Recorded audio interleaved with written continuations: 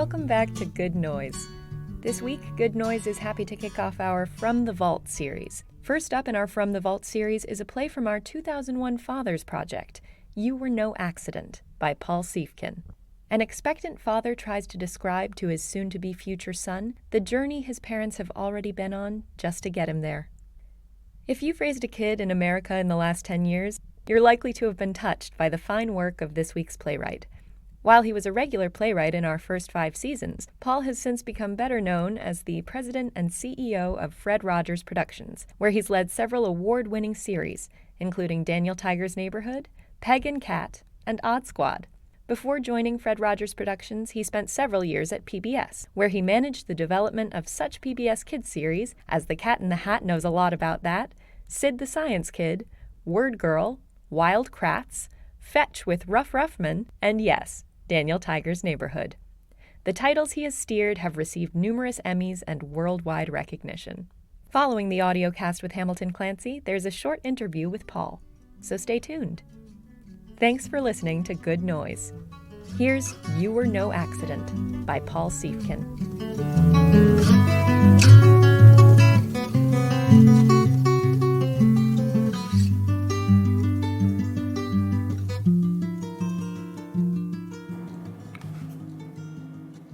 Okay. Should I start? All right. The camera is screwed up. I couldn't get it to work. So I'm just going to try and record this. All right. So, well, first off, today is June 10th, 2001 at about 9:40 p.m. And in case you don't recognize the sound of my voice, I'm your dad. It's about 3 days before you're supposed to be born. So I thought I'd give you a little welcome to the neighborhood message before you got here. Your mom's asleep right now. You wear her out, little man. That's right. We already know you're going to be a little boy. We figured that we'd taken most of the guesswork out of the baby making anyway, so we might as well know in advance whether you were going to be a boy or a girl.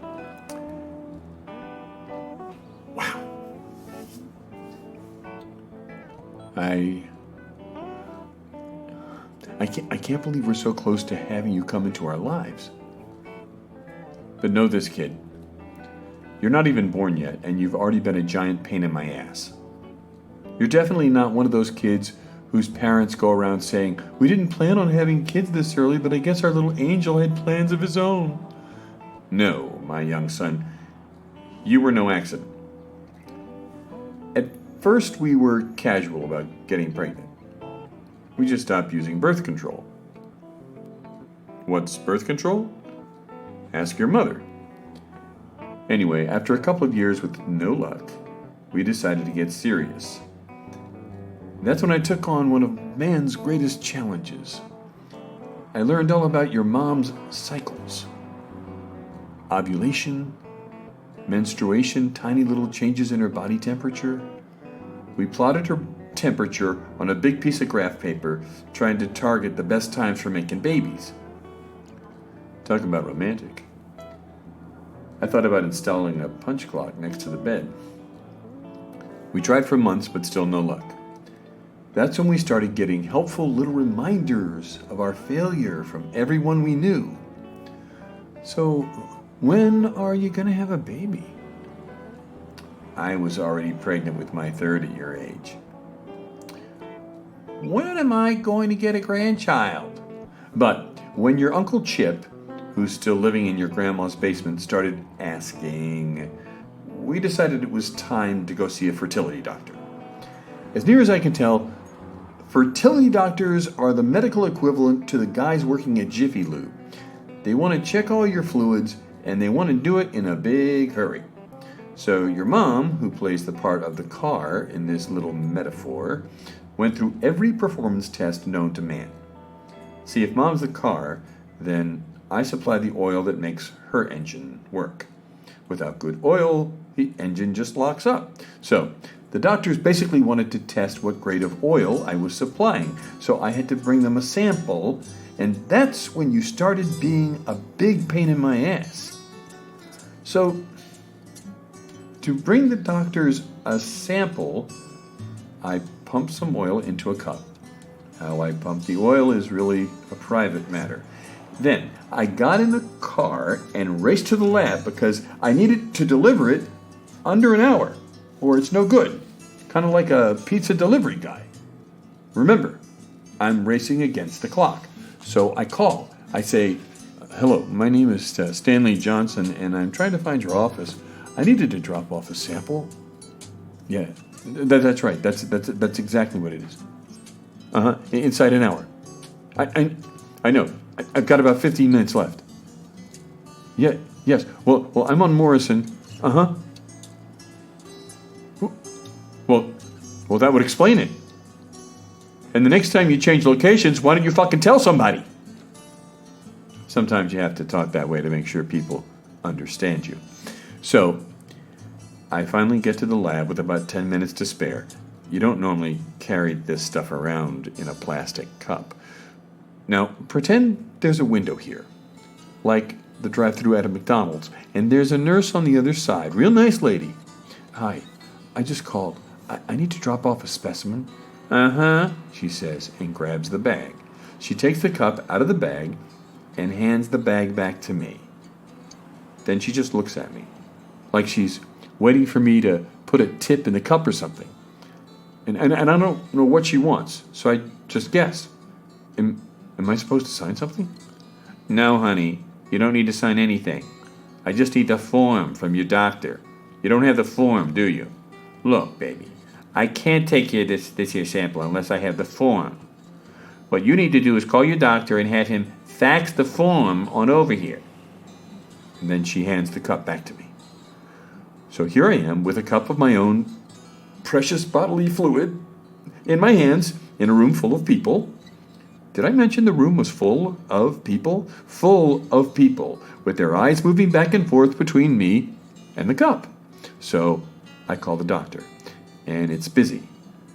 I try to tell the nurse, but she's already shut the window. I call again and again for like 15 minutes, which means my oil's gone bad, and now the people in the room are doing everything they can not to look at me. Finally, the doctor answers, and he puts me on hold, and the goddamn hold music is some Dan Fogelberg song. Oh, you don't know who Dan Fogelberg is. That makes my head want to explode. When the doctor came back on the line, I didn't yell. I begged. I pleaded. He said the fax was on its way. I knocked on the window, and this is what I get. "I can't take the sample unless I'm holding the fax." So, the nice nurse and I waited and watched as the paper slid out of the fax machine inch by inch. By the time I finally released my sample into her custody, it was 30 minutes late. So I tell her, It's late. Is that a problem?" She says, "No, it's not late. We factor in an extra few minutes in case something like this comes up." Now she tells me. A few months after I dropped off my sample, after we had gone through all the tests and followed all the steps, we faced the moment of truth. I was sitting here in this very chair on the big night, and your mom was sitting in the bathroom peeing on a stick. That's how you can tell if you're pregnant or not. They have this stick, and when you pee on it, it turns colors. And honey, what's it say? Nothing. Are you sure you're doing it right? What do you think I am, a moron? And nothing? Nothing! Just plain white plastic stick. You're a stubborn little son of a bitch, you know that? Now it got really interesting. The doctors decided to take me out of the equation. They thought they might get your mom's engine working right if they were to bypass a few of her parts and get the oil right where it needed to go. So, when it came time for her to get her next oil change, we went to the doctor's office. The nurse had your mom lie down on the table like this. She kind of looked like a big letter Y, but they probably won't teach it to you like this on Sesame Street. The nurse said the doctor was going to take a long, skinny squirt gun filled with my best oil, and he was going to shoot it right where it needed to go. Usually I can't aim very well because you kind of get a bad angle doing it the traditional way. The nurse left the room, and your mom and I were left alone for a few minutes. We didn't say much. We were both a little nervous, and I was just about to say something really supportive when the door swung open, and there he stood, holding his squirt gun by his side, looking like a gunslinger in the Old West. He didn't say a word. He looked like he'd been rustling up babies most all his life, and now he was setting his sights on your mom. Finally, he spoke. "Don't worry, Mrs. Johnson. This won't hurt a bit." A man of few words. He examined your mom for a few seconds, and then he took aim. Your mom looked at me, I looked at the doctor looked at the clock. He got a steely look on his face. Your mom squeezed my hand, and he squeezed the trigger. He was quick, and he had a steady aim, and then he was done. And he raised his squirt gun to the light for just a second, and he tossed it into the hazardous materials bin. He had done what he came to do. Your mom released her grip on my hand. He set an egg timer to 20 minutes, and then he said, "Just sit tight until the egg timer goes off, little lady, and then you'll be ready to go." And just like that, he was gone. After Doc Holliday left, there was a big long silence. Finally, I said, "How much time is left?" Your mom said, "We still have about 19 minutes, babe. Do you think it's going to work?" Of course it's going to work. Did you see that guy? He doesn't miss." But your mom thought I'd better talk to my boys, make sure they do their job. "All right, boys. You know your objective? Infiltrate the uterus and inseminate everything in sight. And failure is not an option. Now, go in there and kick ass." That's when your mom suggested another approach. "Maybe you should sing to them instead." "Sing? Yeah. This is a happy moment. They should be having a frat party down there, not storming the beach at Normandy." So I tried to think of a happy song, and that's when it finally came to me. That's right. You know the song. I plan to play it every year on your birthday as a tribute to your existence. Celebrate good times. Come on. Da-da-da-da-da. Celebrate good times. Come on. Da-da-da-da. Da-da-da. There's a party going on right here. Insemination to last throughout the year. So bring your good eggs and your best sperm too. We're gonna inseminate your uterus too. Well, come on now. Insemination. Let's all inseminate and have a good time. Insemination. Let's all inseminate and have a good time. It's time to come together. It's up to you. Make our treasure everyone inside my girl. Come on! Your mom was laughing and shouting for me to stop, but that just made me sing louder. I was singing so loud that the nurse came in to check on us, so I grabbed her and started dancing, and just before the third chorus, the egg timer went off. We went home, and we waited. We waited a long 2 weeks to find out if the insemination worked. Your mom was going nuts, and I wasn't helping. How you feeling? You feeling funny? Anything? Maybe I should sing again. I came up with a few more musical gems, but nothing quite like that day in the doctor's office. Finally, the day came, and here I was, in this same old chair again, and your mom called to me from the bathroom. Honey, I think you better come in here. From the sound of her voice, I wasn't sure what to expect. And guess what? The little pea stick was lit up like a Christmas tree. We did it! You did it. You were on your way. I just stood there holding the little stick, and I looked at your mom sitting on the toilet, and we both started crying, just sobbing. I never cried so hard or smiled so big in my entire life. It reminded me of our wedding day, when I was on the altar and I saw your mom coming up the aisle. I remember I had the biggest, goofiest smile on my face.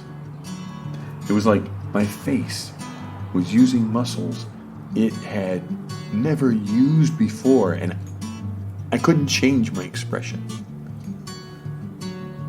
I remember thinking, what's wrong with my face, as I stood there smiling. It's been almost 9 months since that day in the bathroom. I've smiled more in that time than I ever have. And when I look back on the whole thing, I realize something. You may have been a big pain in the ass getting here, and you may be an even bigger pain in the ass growing up. But one thing's for sure, we're going to love you more than we knew we could love. And I can't wait to find out what new muscles my face uses when I see you for the first time. That may be the smile that changes my face forever. So, I wish you could take a good look, but you can't. This is your father before you showed up. And the next time I get pissed off about something you did, you remind me of what I used to look like. And I'll smile. And then I will ground you.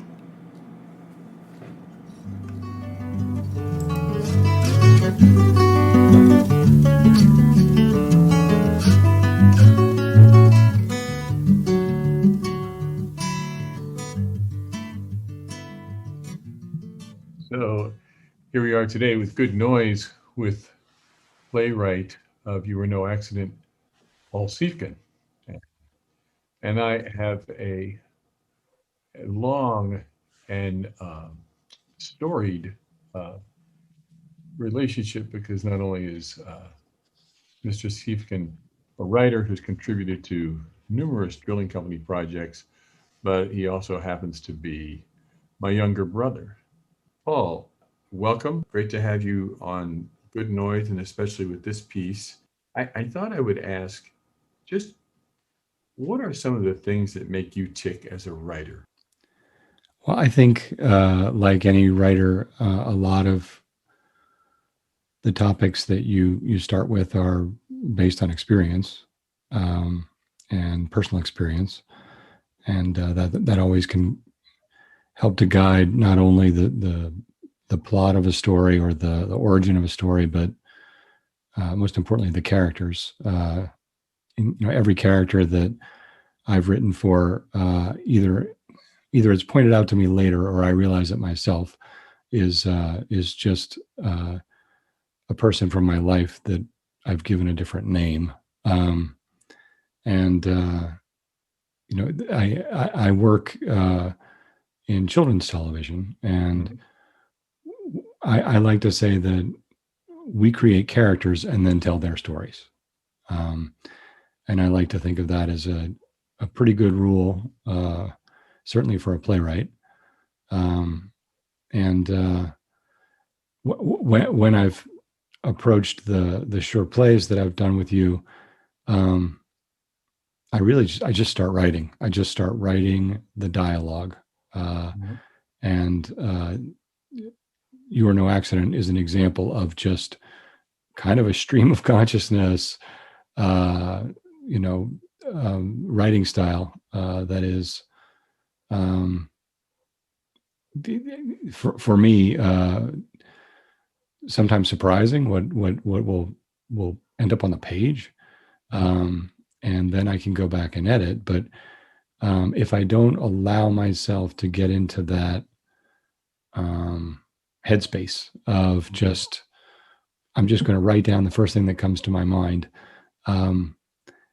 the end result is not nearly as fun or funny or creative, or just weird. And so I think you, as a writer, if you want to make something interesting and funny, you need to kind of, I don't know, take the whatever it is that would slow you down, take it off and just go for broke and see what comes out. Certainly in your first draft, and then you go back and figure out what was either just too ridiculous or absolutely impossible to create on stage. Right. There's just sort of a really wonderful story around the piece, where you were when the piece actually got written, and then kind of what proceeded after. Sure. So the theme of the evening that was sent out was fathers. Yep. And I think I'm not remembering all the pieces that were in the show, but the first instinct for a lot of folks would be to think about their own father and their experience with their own father. Truth. At that time in my life, I was obsessed with becoming a father. My wife and I had been trying to get pregnant for a couple of years, more than that, probably 3 years. First, hopeful, then intentional, then realizing we need a little bit of help, and then realizing we needed probably a little bit more help. And anybody who's been through that knows that it's a real roller coaster. Every different measure that you take, you're incredibly hopeful, and then it can kind of come crashing down. And it's particularly difficult on the woman in this situation because she's often being fed a heck of a lot of hormones to see how it can all work out. So in the midst of this, there's this opportunity to write a play about fathers. And again, I think this was an opportunity for me to sit down and write perhaps the world that I was experiencing, but also the world that I hoped to experience soon. It was an optimistic piece because this was the story of a dad who is sitting down in front of a video camera and saying hello to his unborn son.